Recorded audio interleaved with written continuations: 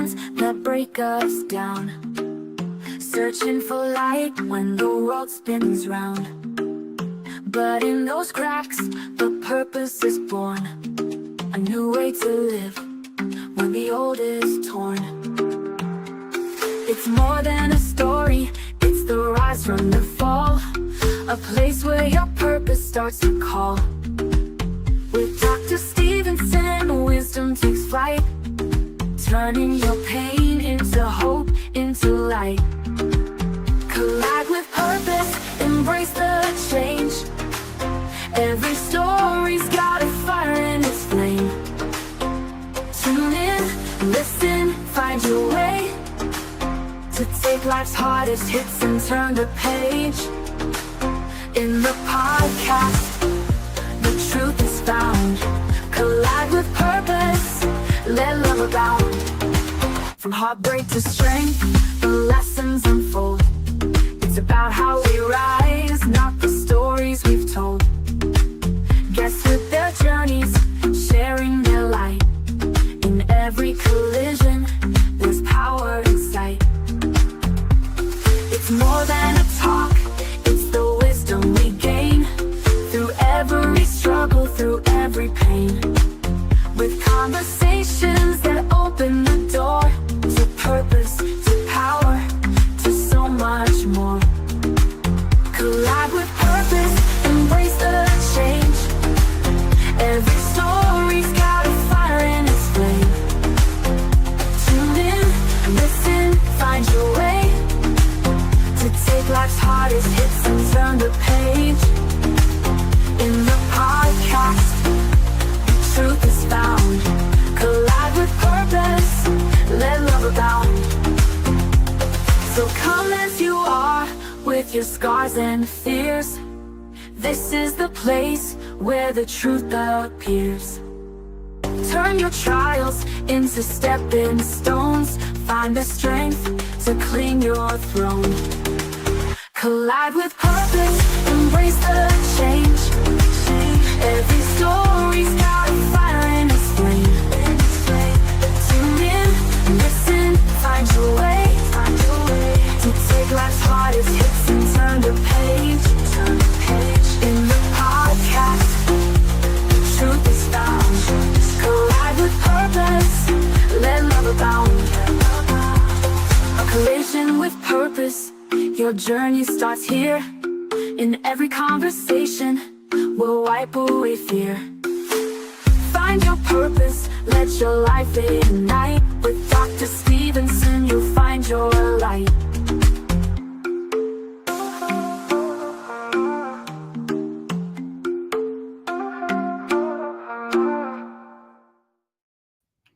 Greetings and good morning, good evening, good night, wherever you are. Welcome to Life-Changing Conversation to Inspire Action.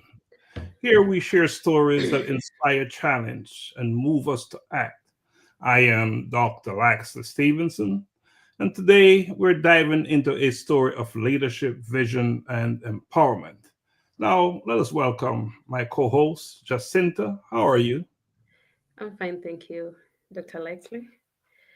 I'm very excited to be part of this show today, though I've been sick for the past 1 week, but I thank God that I'm doing better, yeah. You feeling better? Yeah.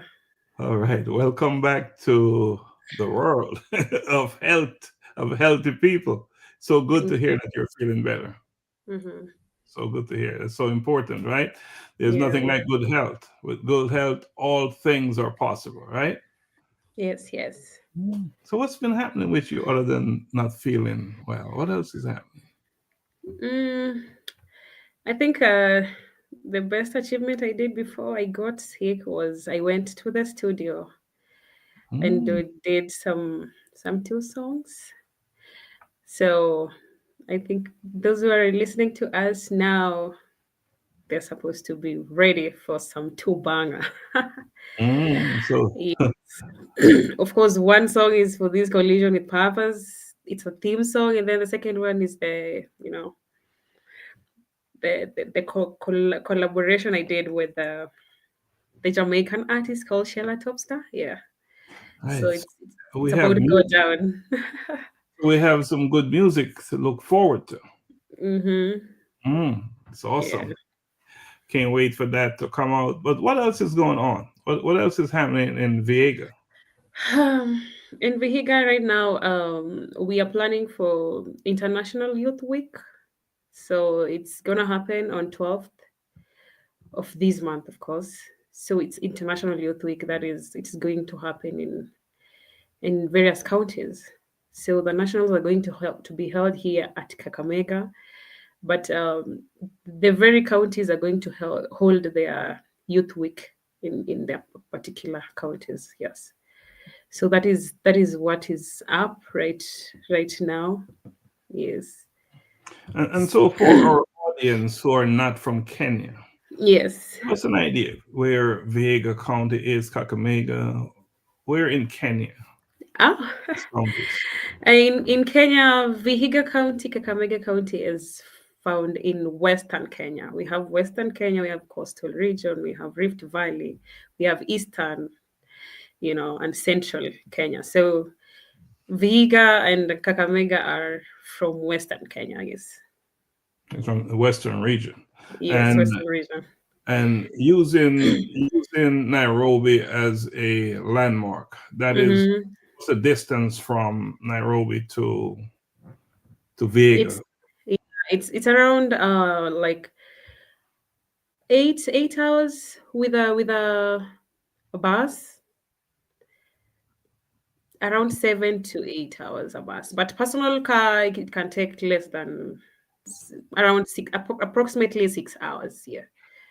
So in a personal vehicle, about 6 hours, but driving in a bus, public transportation, Yes. it's quite a drive, but a very Yeah. scenic one, or a scenic one. Mm-hmm. We are used to that. Some of us, if you cannot afford, if you cannot afford flight tickets, that's Mhm. the only means you can afford to do. Yeah. And of course, you can fly as well. You can Mm-hmm. fly from one of That the is if you can local afford. airports. Mhm. You can fly, Yes. and Mm-hmm. that's a short, quick flight to flying into Nairobi. Yeah, so there are Yes. different ways to cover the journey from Mm-hmm. Nairobi to the Western region, as it is commonly called. All right, so we have a show tonight. We're going to be talking about leadership, vision, and empowerment. And we have a guest who will be coming on. So, in fact, let's bring on our guest. He's a dynamic leader from Vihiga County, Kenya, a man whose work touches business, youth empowerment, and community development. Mm-hmm. He is the CEO of the Chamber of Commerce and the chairman of Vehiga Youth Service Board. Is a certified business mentor and coach and a passionate advocate for commercialization of talent.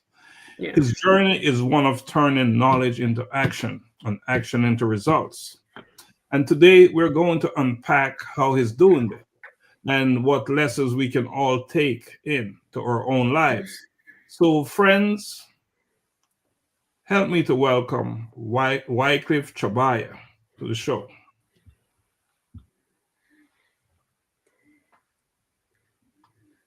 How are Oh. you, Wycliffe?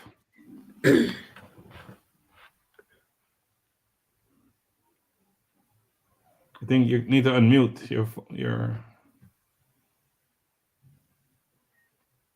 I'm fine, thank you. I'm doing well. Maybe Good to hear. about you from your end? We're doing awesome, doing awesome, doing awesome.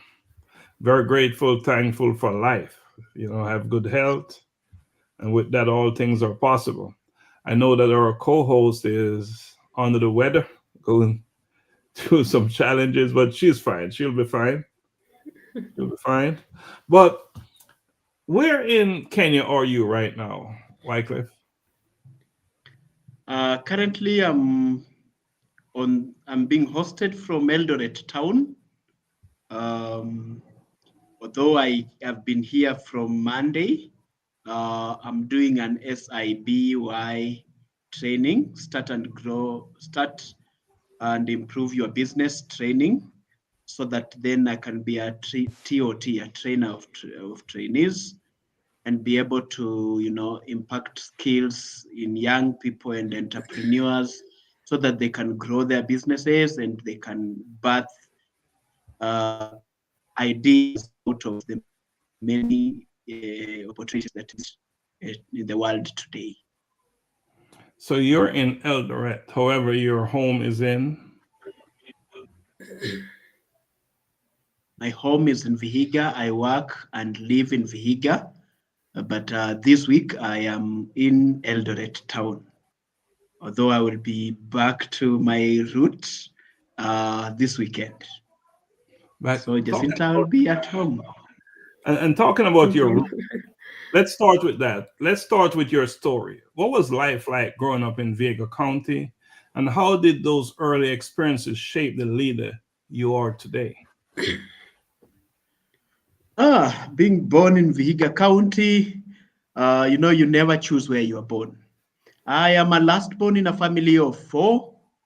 It happened that when I was born, my father was able to also get another wife, and therefore he married again. So I come from a polygamous family.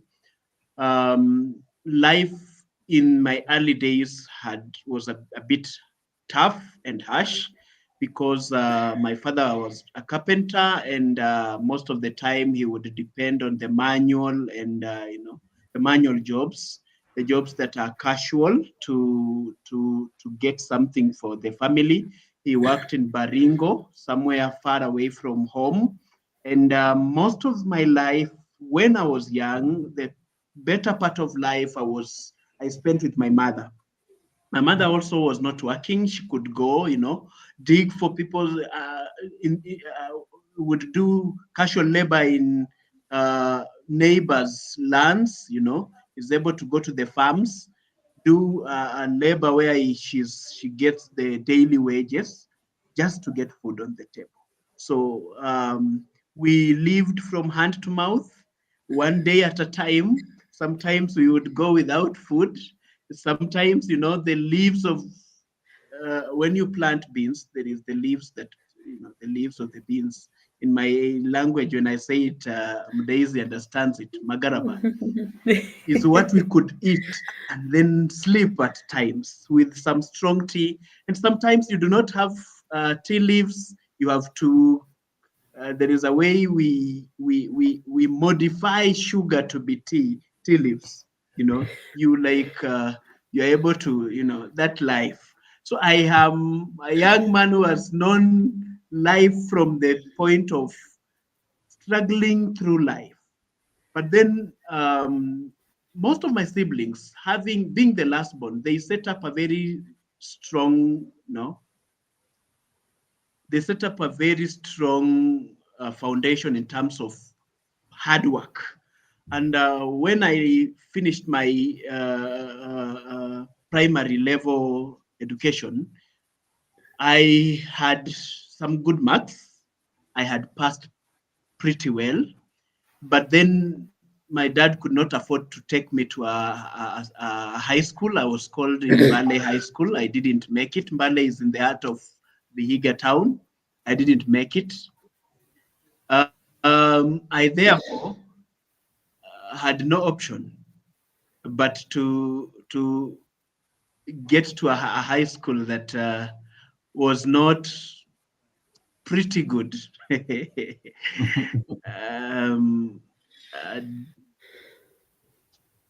you getting me? Yes. I'm getting it. Yes. What I'm understanding is that you went to a school based on affordability. Are you getting me? Yes, we're hearing you. Can you hear us?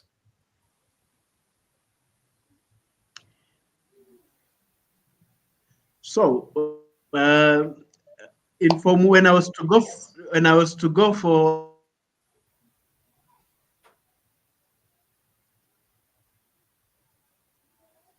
We're having some technical difficulties.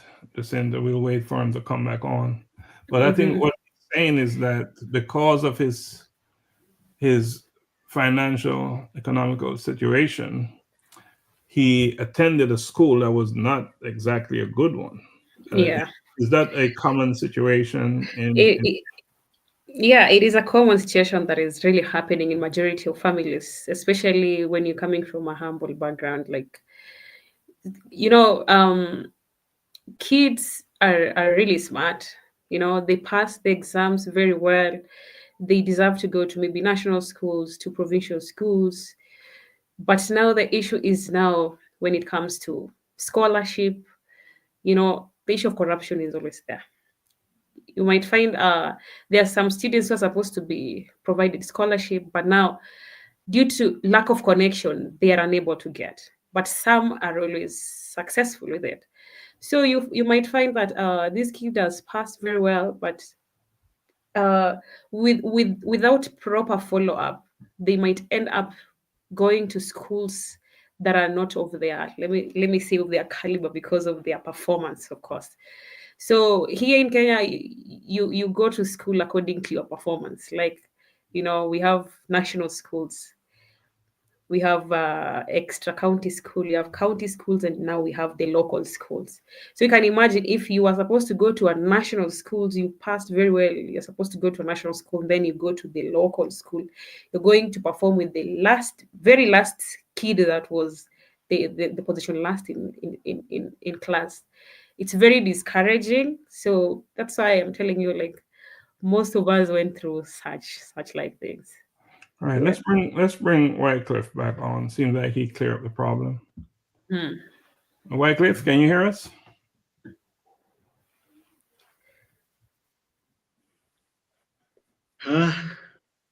Yes, I'm here. Yes, I can hear you.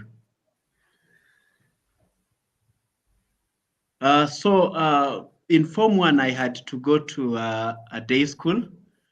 And since my father could not afford taking me to the school which I had been called, I went to a school in Baringo where he was working.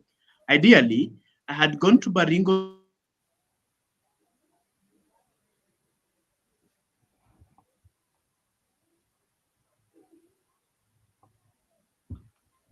All right. We're having real technical difficulties from Kenya. Yeah, but again, he's explaining the situation.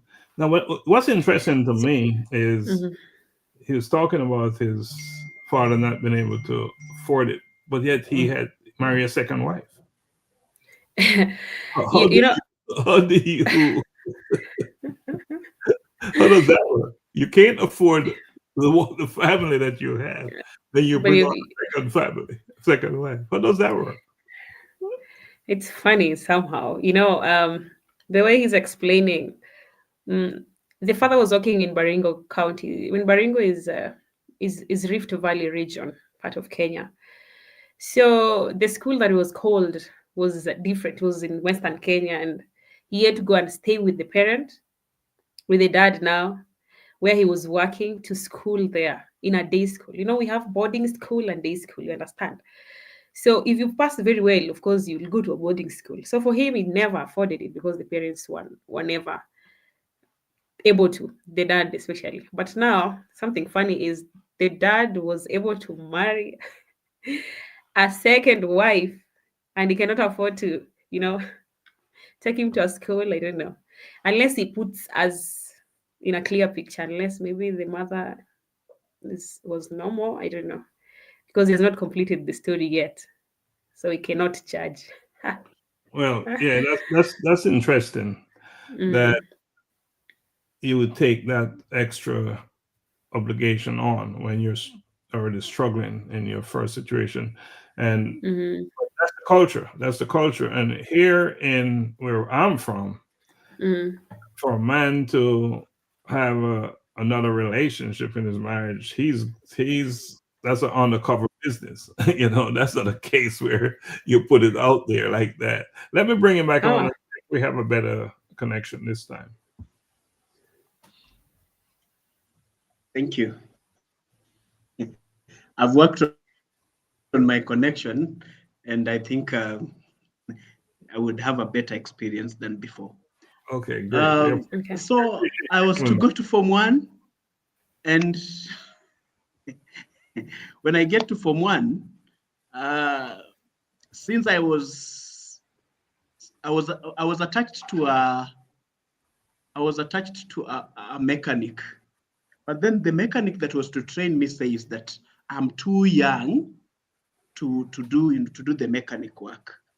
So word came that there was a primary school that was beginning a secondary school. A secondary school was beginning in a primary school next to where we were living within Baringo.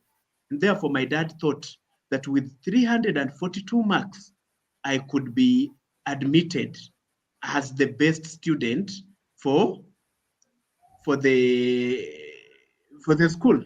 So he took me to the school with my uniform, in the primary school uniform, and said that, this gentleman has 342 marks out of 500. I do not have money. I want to take him to a mechanic. And the school said, this gentleman can be our first student. And therefore, I was admission number 1 in Kaptimbor Mixed Secondary School. So I got to Kaptimbor Mixed Secondary School first term 2006 as admission number 1. Did my 2 years, 2006 and 2007 in Kaptimbor. As I remember we were in a class of, was it 32 or 35 there in Form 1, and in Form 2 then we got to a population of close to 70. So that was my first school. The classes we were using are primary school classes. I remember we got our uniform in the second term of that year. So first term, we just used the primary school uniforms because the school had not even decided on which uniform we could use. So 2007, there were clashes and post-election clashes in Kenya, 2007. And therefore, it was very hard for me to go back to Baringo because Eldoret town, where I am today, was impassable. It was violent and you couldn't pass through.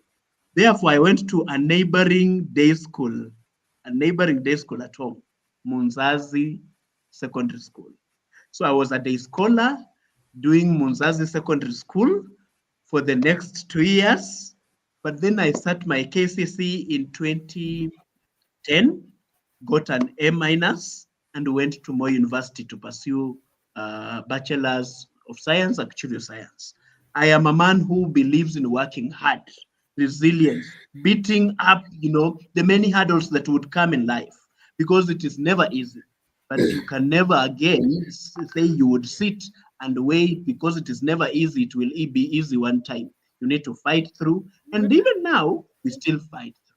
So that was my early days. Amazing. After that, I went to university. And when I was in the second year, third year, I lost my father. He passed on. And as a man, I had to brace up with my brothers and sisters. We had to pick it up from there. And that has been life. I graduated in 2016 and then got to the market out here to, look for a job, look for work experience. And here we are pushing it on. Thank you. Here we are. Wow. I'm Wow, sure so Mr. Jacinta has never Chabaya. heard of that. Yes. Yeah. You have never heard of that, eh? Yeah. It's really inspiring, So like you went to Moi University and you studied actuarial science, and now you're pursuing masters in development finance. Yes. So these are now two fields which require precision and strategy, right? So like how has this academic foundation influenced the way you approach leadership and problem solving? Actuarial science is a tough course. It's a course that you have to calculate probability of life, people living. It's typically arithmetic and mathematics based. Then it comes to investment in terms of pensions, annuities, and all that. And then my attachment, I did it at the National Bank. Later, when I just left the university, I did 1 year being a tout in my brother's matatu. That matatu was doing Kakamega Kisumu route. So I did 1 year as a tout. The whole time I would be on the road, saying 2020, can we go and all that? And in Kenya, you being a tout, you know what it means. I had a very tough experience that time. That was the whole of 2016, if I'm right. So just after my graduation in 2016, because we cleared school in 2015 December, but the whole of 2016 we were at home. So I was then I then got into being a tout. Later, I went into there was a hospital that needed someone to be an administrator. I did volunteer to be one. I had to spend some months, like 5 months without salary, just doing volunteer work before then they absorbed me as an administrator of the hospital. So I took in as an administrator of Mbale Specialist Hospital. It's located in Mbale town in Vehiga County. And I worked there as an administrator from 2016 November, 17, 2018, 2019, 2020, when Corona hit. And when Corona hit, I had a mother who had a condition, and I feared that I could be the reason why I would lose my mother, I then surrendered the job at Mbale Specialist just to join business. So in 2019, I registered my business, Shabshar Solutions, a business that was, targeting to do supplies, targeting to do digital, install CCTVs, do computers. So when I was registering this business in 2019 January, I didn't have a single cent. But then I just registered it as a business name in the government, then stayed with the papers, and I was just doing all these businesses online, posting on my Facebook. If you're able to retrieve my Facebook page on 2019, you'll realize that I was posting items. The items I was posting are not items that I had. The items that I would, I was more of like marketing, but being the broker, the man who knows where it is and knows who wants it and is able to supply with a good price and knows the cut that he gets out of it. So that is the work I did in 2019. But then I was also employed. So I was doing it as a part-time. Then in 2019, we had census in Kenya, and I was taken in as a supervisor of the census. I was paid 70,000. That money, when I got it, I came to Eldoret town here, where computers are cheap. I got 3 computers, got a printer, and went to open a cyber cafe in my home market town, Isambai Market, where I come from. So the only cyber that is in that town is my cyber, and I installed it in 2019 November. That is when I opened the doors. And then when Corona hit in 2020, now I was doing a business and I was employed. So then I had to transition, leave employment completely and get into business. And therefore, I have been in business until when I came in as the CEO of Chamber of Commerce in 2023. But then things happened. When I got into business, things were very good. I had bought a motorbike. I pushed it through, and during Corona period, because people were, there was less movements, I was able to move with the motorbike. But at one time, when the rains begin, it could rain on me. I thought, how can I then get a car? So I again did some investment in the SACCO, where I am a leader. I'm also the honorable secretary of Vehiga County Traders SACCO. So I made some savings in the SACCO, until I acquired a car in 2021. But in 2020, November, in 2021, November, my car was stolen. My car was stolen, and it was on a loan, my friend. It had a comprehensive insurance, but the insurance said that I was not the one driving the car because it was being driven by my wife. But that I had in business, I had hit a snack, a dead end, a wall. Things were tough for me. Few months after that, because that was in November, December, January, my mother passed on, and there I was. After that, after my mother's burial, I then got into politics, and I was the youngest deputy governor aspirant and candidate in Kenya. So in 2022 election in Kenya, I was on the ballot paper as the youngest deputy governor. And it was a brace, I had braced it up. I knew that we would not win, but I was proving my what? I was proving my soul. I was proving that young men can dare dream, and when you're given a chance, you need to prove it. So I was up. So We didn't win, and I beg to leave it there. That is my earlier stories. Thank you so much. So Wycliffe, that's quite a foundation you've laid out for us. Powerful. Yes. And but what is even more remarkable is what you have done with that foundation. Now let's talk about the impact you're making through business growth and development. As CEO of the Chamber of Commerce, you have been at the forefront of driving business growth in Vehiga County. What are some of the most impactful initiatives you have led, and what challenges have you faced along the way? I've been the CEO of Chamber of Commerce from 2023. When I came in, Chamber of Commerce Vehiga was not as proactive as it should. They had not done a single event in the last 2 years. They had the membership number was as low as 200 members. So when I came in, I took up that as a challenge. And as we speak today, we have a membership of close to 1,700 members paid up and active. We have had events that have helped business network and helped, business be able to get access to opportunities out here.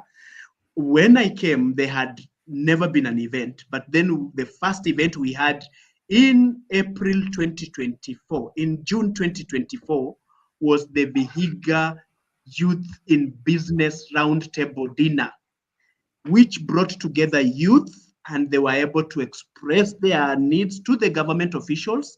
And in attendance was the governor, the chief officers, and Waziri, the ministers, the ministers finance, ministers youth, ministers trade, it's called commerce, tourism, and cooperatives. And through that, several youth were able to now begin being suppliers of the county. And they were able to take part in the procurement process of the county. So after that, we had the Women in Business Breakfast Meeting, bringing together all women who are doing business. And this event happened in 2024 in September. And through this business, so many women, in Kenya, we have an issue with property ownership, especially on women.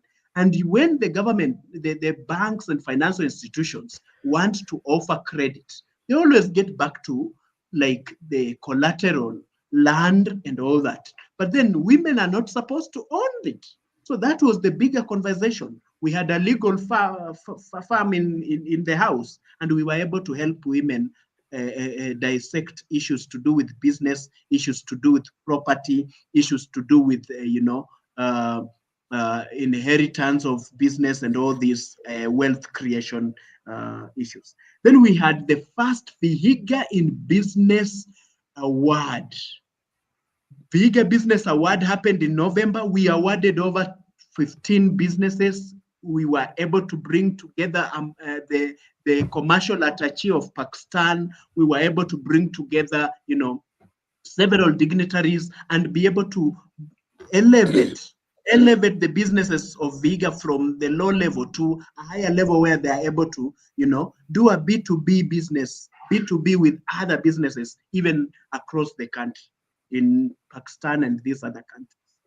But then this year we have had in June, just 1 month ago, late June, on 27th and 28th of June, we had the Vehiga Business Expo, a 2-day event that brought together over 60 exhibitors who were able to put up their businesses, who were able to link up their business to the next other customers. And Chamber of Commerce, our business is to make sure that we elevate the businesses to a higher level and open up opportunities for the business people. And we are a business membership organization. So from where I sit, with the few 2 years that I've been in office as the CEO of Chamber of Commerce, I have elevated businesses in Vehiga from a level of a village level to a level where we are able to network and negotiate on an international and a national platform. Yes. Well, Wycliffe, real quick, are you still a politician? I am looking at Vehiga County right now, and I'm wondering, do we really have to recycle leaders who have failed us? I am not a politician, but I am looking at, as the young people, we are saying we need change. We are saying we advocate for proper life going forward. But my question is, should we just sit there? And when we say that we are leaders of tomorrow, when will tomorrow come? So I've not made up my mind, but Jacinta and other people are talking to me, are telling me that this governorship, this deputy governorship, we need to pursue. I have not made up my mind, but then I am very keen on getting the right leadership so that we can be able to transform the livelihood of the people of Vehiga. Thank you. But you haven't announced, but you're campaigning. You have not announced, but you're campaigning, because you sure sound like a politician talking here. So, but hey, as you said, when will tomorrow is today? Let me maybe make it clear that in Vehiga we are always recycling politicians. From women rep, it becomes a governor. From MP, it becomes a governor. From the Senate, it becomes. And if we evaluate them from their previous offices, you find there is a gap. So I'm not saying anything, but then I'm just challenging all of us, the youth of Vehiga, Jacinta being one of them, that she doesn't need to wait. She can still dare to be a leader today, and we will support her. And just, I thought it was interesting, Jacinta, when women rep, to be precise, right? Yes, women rep, women representatives. Why not? Jacinta, I thought it was interesting. Wycliffe said that women and ownership of property in Kenya and Vehiga County. Where is that? Where is that now? Here in Vehiga, or maybe in Kenya generally, like women are believed not to inherit maybe properties from their dads. The issue of land, it's only meant for our brothers alone. So this is something that I think we are lacking the information. A lot of women are lacking this information. And that's why the likes of Chabaya bring these insights and empowering these women to know what is rightful for them. It is lack of information that is really making women not to succeed, or maybe not to know what to do. Because we really have to inherit those lands our dads are giving us. But now our brothers believe that we don't really qualify together. So those are some of the things that I believe we women are not aware of. Yeah. And Chabaya, that's something you have taken on to change that. Yes, we need to change the narrative. You know, you find a woman buys land, but she cannot put on her name. She has to put on the husband's name. Tomorrow, when they are not in terms with the husband sends her away, but the land is in the name of the husband. So there are so many issues. We should reach at a place where we are looking at women and men as equal in terms of ownership of property. And a lot of land in Vihiga, you know, our lands have not, there is succession issues that have not been, you know, finalized. Most of the land in Vihiga, you cannot sell direct because they are under succession. And in the succession process, girls, daughters of the owner of land are not considered worth owning the land. So those are some of the issues that we advocate for, I advocate for, that we need to look at gender, ownership of land, ownership of wealth as equal, something that you do not need to, you know, you cannot say that women should not own wealth, should not own land. Yes, I'm very keen on it. Very keen. And you know, probably the best way to advocate for something effectively is to be a decision maker. Yeah. And so we're listening to hear that announcement that you are actively engaged in politics and running. We're waiting to hear that. And when that decision is made, we want you to come back on here and we'll talk some more about it. Let's pray about it. I know things will work. I read what this show is all about. It's collision with purpose. So I am sure that the purpose will come, it will collide with me, and we will move forward. And I believe you've already had that collision. So I know, Jacinta, I know you have something to say. Collision with purpose.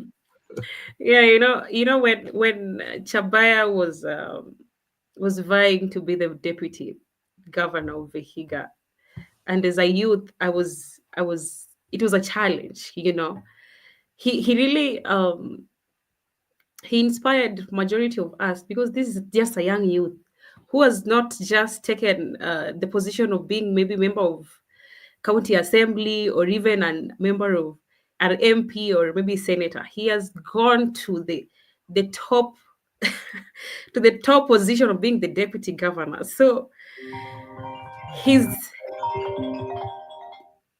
I can say that Chabaya, he's really an inspiration here in Vehiga, and we are really looking for his leadership. That's why you can hear him say that we are really pastoring him on becoming the next governor of Vehiga. I believe that he can if only he allows himself to vie for that seat. Chabaya, are you listening to me? Because a lot of youths are behind your back, and we really believe in your leadership. So think about it. Think about it. Think about it.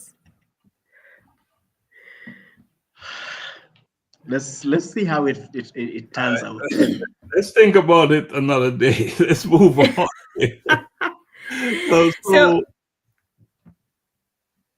So Chabaya, the chambers of commerce, it has often you have to balance the needs of established businesses with the ambition of emerging entrepreneurs. So how do you keep that balance without stifling innovation or growth? 80% of the businesses in Vihiga are MSME, medium, micro, small and medium. Mm-hmm. Actually, we only have, for large business, they are only countable. They are not beyond, you can't go beyond 10 or you can't go beyond 50. So yes. Most of the needs of the business community in Vihiga is micro and small. They need loans. They need access to finance. They need access to market. They need access to, access to knowledge and technical know-how on how to run and do business. So at Chamber of Commerce, most of the things we do is do training. Most of the time, if you follow up my life, my deliveries, you'll find that I am always on the trainings, doing the training part. because then capacity building gives someone an opportunity to learn and improve the business. Because businesses, most of the business fail because of ignorance, and ignorance can only be treated through knowledge sharing and capacity building. Then we have access to credit. We have a program at Chamber that empowers young people, 18 years to 35, to access credit in terms of short working capital. Access to credit in Kenya is one of the biggest hindrances of business, because young people have great ideas, but then they cannot get a small credit that would then help them implement the idea they have. So I am very passionate about that. And most of the time you get me training, and Jacinta, you know that we train youth.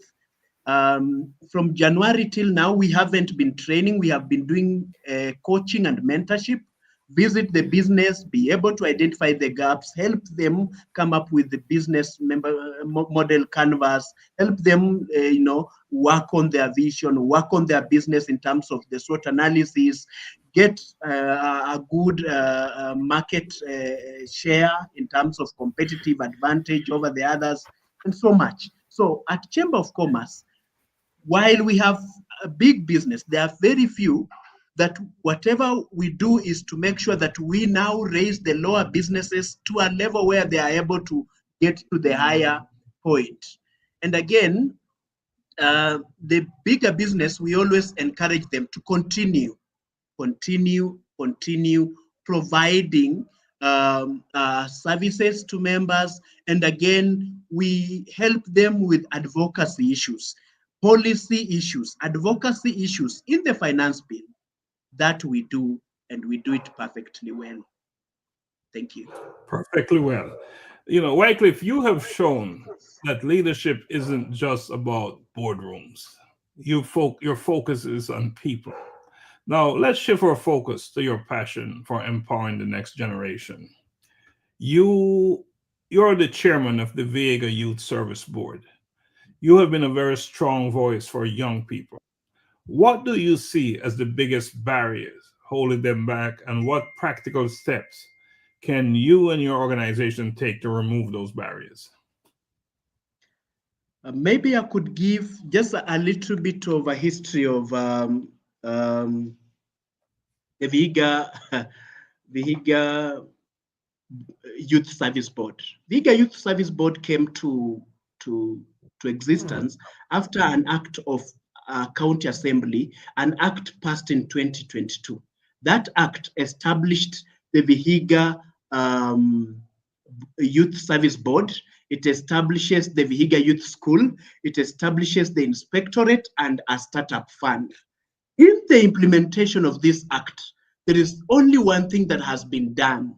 They have established the board, and the board was established to implement the act. So when the board is established and they have not, the county has not, when I say they, is the county government, it has not implemented the other aspect of the act. It means the board is in existence, but it is not operational, because the board needs to be operational in terms of have a budget, have programs, have, So as we speak now, part of the issues that have been pushing forward is to have a budget for the young people, because the young people in Vehiga form 80% of the population, and therefore their issues should be given priority in terms of implementation and even resource allocation. So since we are the inaugural board, the first board to ever exist, there are no structures. My vision is to leave the chairmanship of the board when we have a good structure, a good budget, a good, allocation and all that. And therefore, the things that I've been able to push from where I sit is, you can never implement an act that does not have a policy. So we did not have policies that were guiding the Vehiga Youth Service Act. So what we've done, we have now developed the policies. They are now at the level of the cabinet for, for ratification.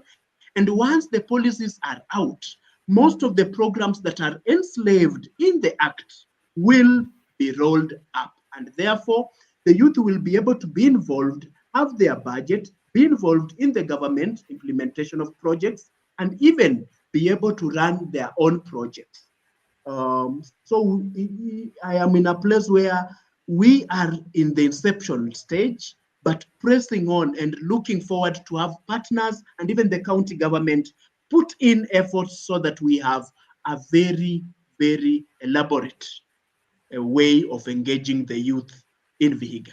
And Jacinta sits on the same board where I chair, and we always advocate for the issues of the young people. You said something about, you said it was what, 80% population? Yes, the population in Vehiga, 80% is young people. 80% of our population is the young people. It's amazing. And that's a good thing. Yes, that's a good thing. And it's also a bad thing. That's a good thing because you have people who have energy, who have time, who have, they are able to go an extra mile. But there's a bad thing because if you do not utilize the skills, the opportunities, the strengths these people have, young people are getting lost into drugs, into early pregnancies, into, they are getting distractors here that would then hinder them from becoming productive. And therefore they depend on a few resources that we have. And therefore we have a very high dependency ratio. Wow. So having those barriers, do you think we have practical steps that we can take to remove those barriers, Mr. Chabaya? Yes, very, very well. We have practical steps. We have to involve the youth in leadership. We have to involve the youth. We have to listen to their voice in terms of governance, in terms of resource mobilization. Even when we are allocating resources, we have to allocate some resources for the youth. I have a feeling that we have not given enough, but we have an opportunity to give enough. There is always a room for improvement. All right, so we're running short on time here. I know we had a lot to cover, but you talk about the commercialization of talent. Can you share a success story where this approach transformed a young person's life?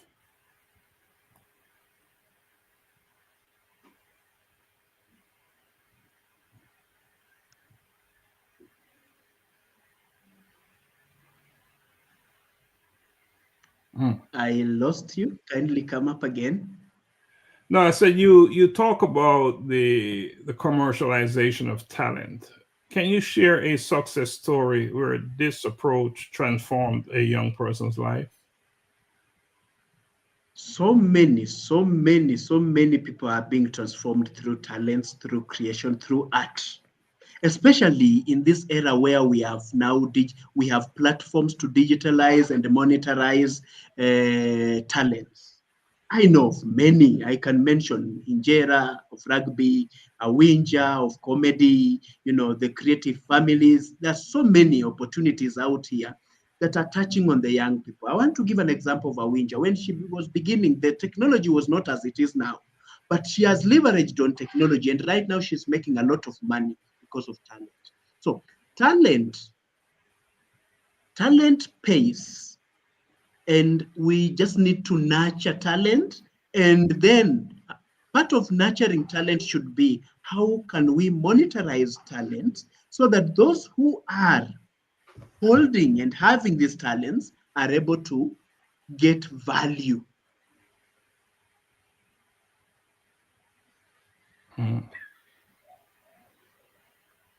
So you've not mentioned me. And Jacinta, let me challenge you that in 2019, I remember, when I first met you in Kisambai, we were doing a guitar and a band play. You remember? We were playing Yes. band. I still have the video. Mhm. I still feel that we can do more. Can do more. Can do more. That's when we can communicate that behind the curtains, right? But I was excited when you wanted to be the governor. At the same time, you're supporting that. At that moment, you're supporting talent. That's why I was like really backing you up. You know, when you're a leader and at the same time you're supporting the talented youths in your area, it really means a lot because that's the only way. Right now, talent really pays. Like some of us depend on the talents, be it sports, be it musically, be it performing theater. All those are talents that really need support. And when you showed that support to us, we were really excited, and we are looking upon to see such leaders. And now that we are having 80% of population being youths in our county, we are really hoping that they're going to be choosy when it comes to leadership. The leadership that they're going to take is going to be uh, to touch in all areas, youths in business, in agriculture, in talents, like a leader is going to be mindful. I hope the percentage that we are having in Vihiga is going to make the right choice in the next coming election.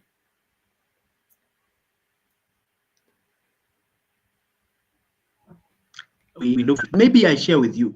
I am looking forward to have Vehiga School of Music, a place where someone can go and learn guitar, a place where someone can go and learn keyboard, a place where someone can go and learn drum set, a place where someone can go and learn vocals. I am passionate about it. And even if we could pull our resources together and have this out, I know it will impact and help so many youth who are out here. And the only place many youth in Vihiga have to go and learn and maybe express their talents is through church.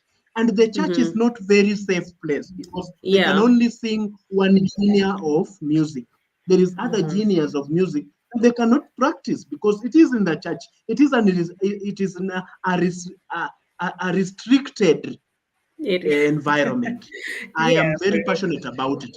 I'm looking forward to it. I think that we can make it. We can make it. Yeah. Yes. We can.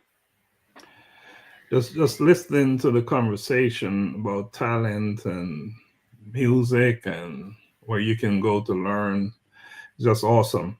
We're running out of time. We're drawing down on the hour. So Wycliffe, just want to give you an opportunity to say anything else that you'd like to say in form of a closing argument.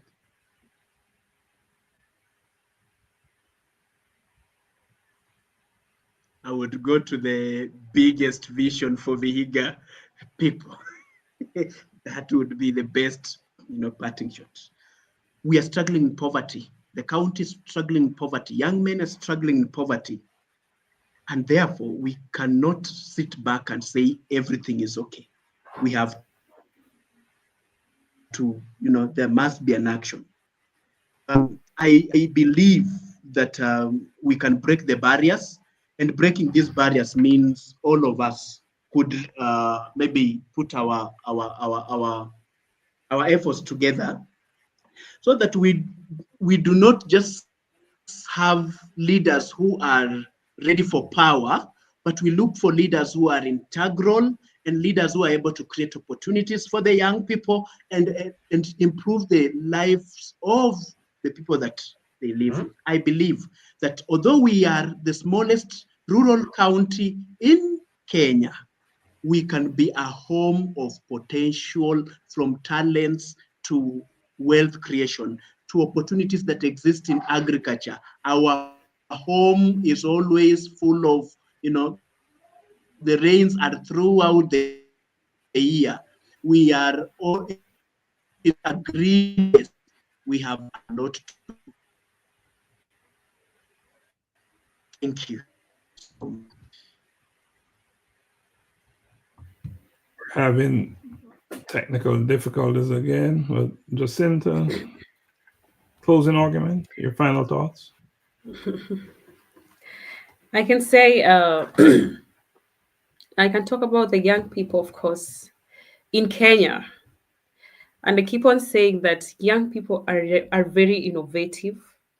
You know, they are go-getters, they are activists, and they're really championing on issues to deal with unemployment, climate change, gender violence, all these issues the young people are really talking about. And they are also coming up with CBOs to champion for the issues they are raising.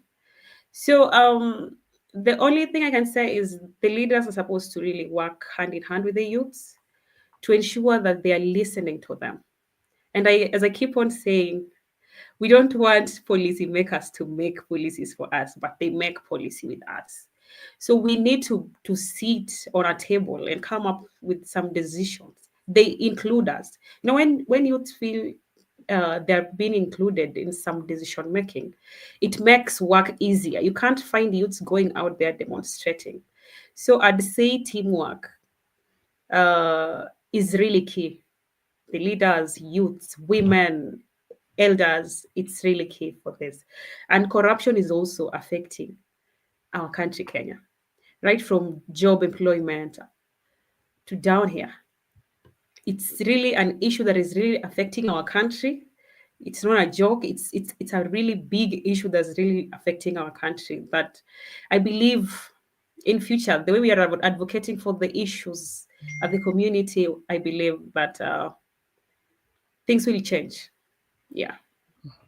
All right, thank you, Jacinta. Now, before we close, I want to begin. Let me express my deep gratitude to my co-host, Jacinta, for joining me and walking this journey with me to inspire action, one story at a time. And Wycliffe, thanks for coming on and for sharing not just your titles and accomplishments, but your heart, your vision, and your unwavering commitment to building a better future for Kenya.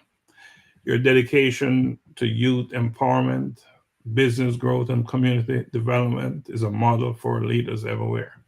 To our audience, here's the truth we want to leave with you today. Purpose isn't passive. It requires vision, yes, but also courage, discipline, and action. Wycliffe, you're showing all of that. So I want to say thank you to everyone who tuned in to Life-Changing Conversation to Inspire Action.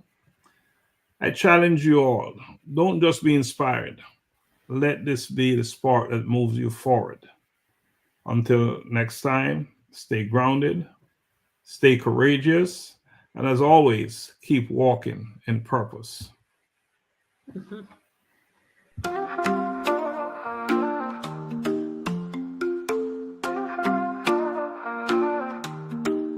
We've all had moments that break us down, searching for light when the world spins round.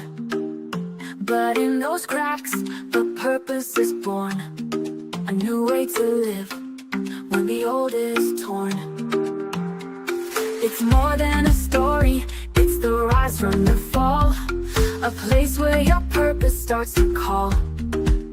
With Dr. Stephenson, wisdom takes flight, turning your pain into hope, into